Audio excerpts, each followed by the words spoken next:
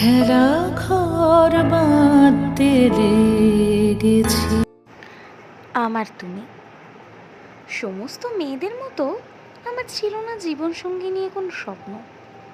আমার কাছে জীবনসঙ্গী মানে যার কাছে মনের সব কথা শেয়ার করা যায়, যার সাথে থাকলে একটা আলাদা অনুভূতি কাজ করে, যাকে মনের সব দুঃখগুলো প্রকাশ করা যায়।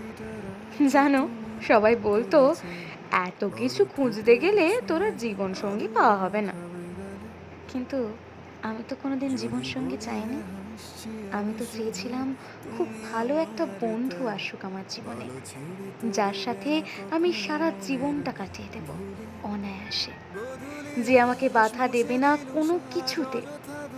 এত কিছুর মধ্যে যখন হঠাৎই তুমি এলে আমার জীবনে, তখনই তুমি যেন একটু একটু করে আমার জীবনের এই ইচ্ছেগুলো পূরণ করলে। তুমি একটু একটু করে আমার খুব কাছের একজন বন্ধু হয়ে উঠলে। আমার সমস্ত ভালো লাগা, খারাপ লাগা, সমস্ত কিছু বুঝতে শুরু করলে।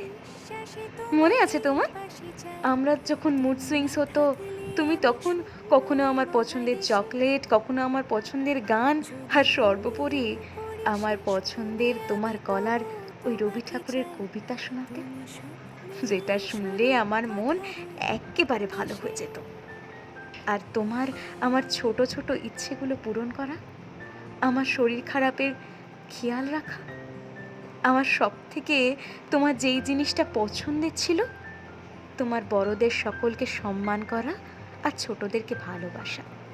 কারণ আমি চাইতাম আমার জীবনসঙ্গী যে আমার পরিবারকে খুব ভালোবাসবে, আর আমি তার পরিবারকে।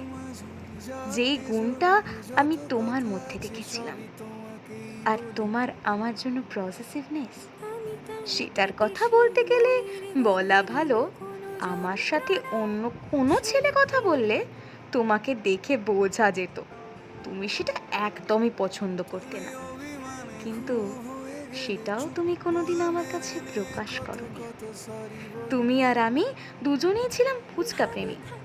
আমাদের একই সাথে বন্ধুরা মিলে সে ঘুরতে যাওয়া, ফুচকা খাওয়া, ঠিক যেমন ছিল আমার স্বপ্নের মানুষটা। তোমার মধ্যে ঠিক একটু একটু করে সেই মানুষটাকে খুঁজে পাচ্ছিলাম। ভেবেছিলাম আমার স্বপ্নের মানুষটাকে বোধহয় পেয়ে গেলাম। এই তুমি একদিন ঠিক আমার জীবন সঙ্গী হয়ে উঠবে। কিন্তু তারপর আমার স্বপ্নগুলো একটু একটু করে ভেঙে গেল, বিশ্বাস করো। সেদিন আমি নিজের চোখে দেখলাম তুমি বদলে গেলে, আর জিতিয়ে দিয়ে গেলে সবার কথাগুলোকে। তুমি কি সত্যি পারতে না আমার স্বপ্নের মানুষটা হয়ে থাকতে, আর বলতে পারতে না ওকে ভালোবাসো তুমি?